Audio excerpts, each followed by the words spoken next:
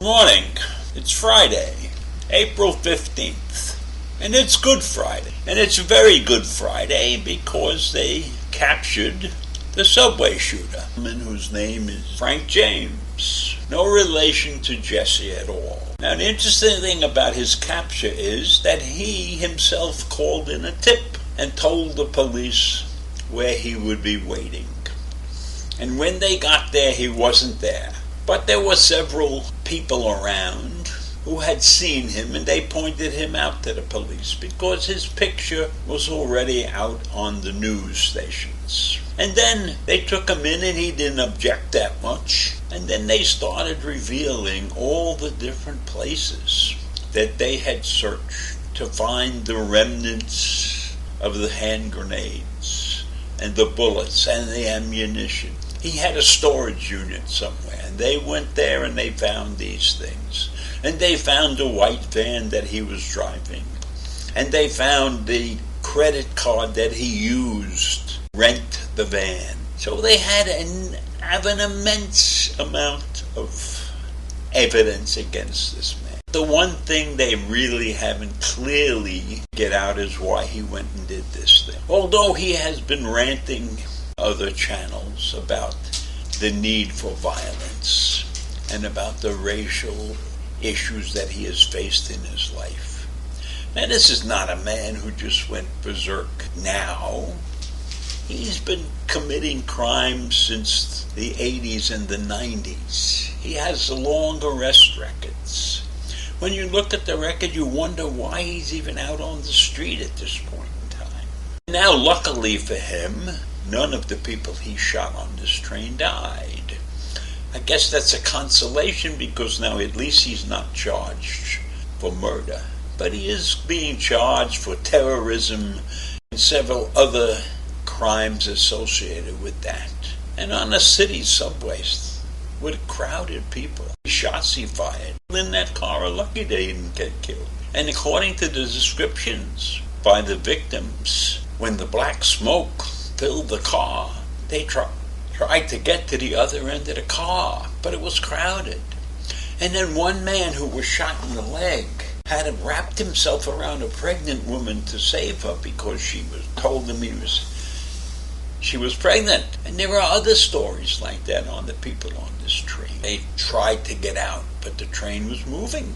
And then they found out that he had driven all over in the white van. He went out of town, then he came back.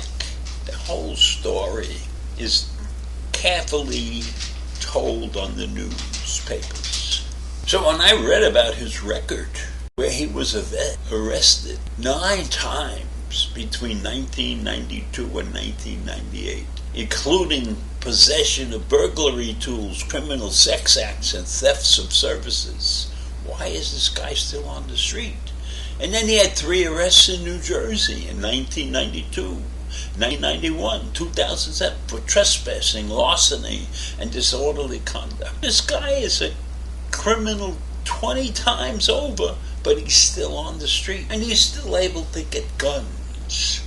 Now, I'm pretty sure those guns are not registered. I don't think a person like this could get a registered gun. It's crazy. This person, clearly disturbed, and I'm not sure I'm qualified to make that assertion, but why is he still on the street? Why wasn't he put away for a long time? He's a constant offender. Now, based upon his rants and everything, he's a danger to society, and they're not picking this guy up. Something wrong. There's something wrong, and I know that if he did get picked up, he would be yelling and screaming that it's racial that he doesn't deserve to be picked up. And I don't understand why he called himself in, except he says that I knew they were going to catch me at this point in time because my picture was all over the papers. So I decided I'd turn myself in. Be easier that way. And I guess he wasn't ready to run anymore. And where was he going to hide? He's a great big guy. They've got a pretty good description of him. So where was he going to go? But I guess if you sit back and look at it, he says, I'll give myself up and I'll just go to prison and I'll take it easy and I'll have 3 meals a day and I won't worry about anything and blah, blah, blah, like that. Who knows what goes through the mind of a guy like this? A man who makes himself visible with tweets and YouTubes. Clearly a disturbed individual.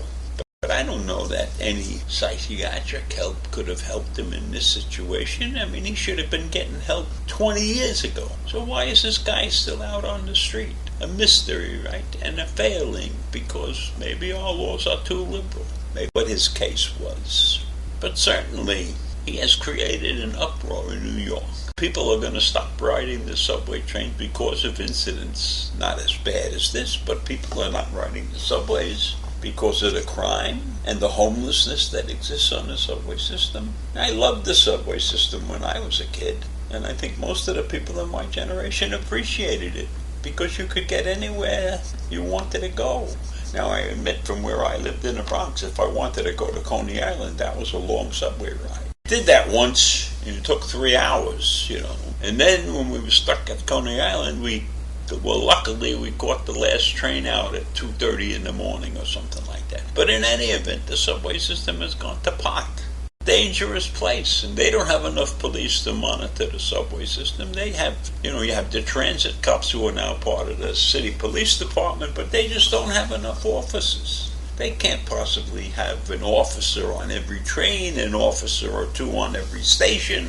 It's madness out there. But he's not the only person out there who was thinking about doing something like this. We are living in dangerous times, and the dangerous times are not from outside. The dangerous times are from within, all around this country. That this morning, but it's a very, very disturbing thing because New York City, when I was a kid, it was great. And you went to the city. That's what they called Manhattan when you were in the Bronx. You went to the city and you had a good time. You went to Times Square.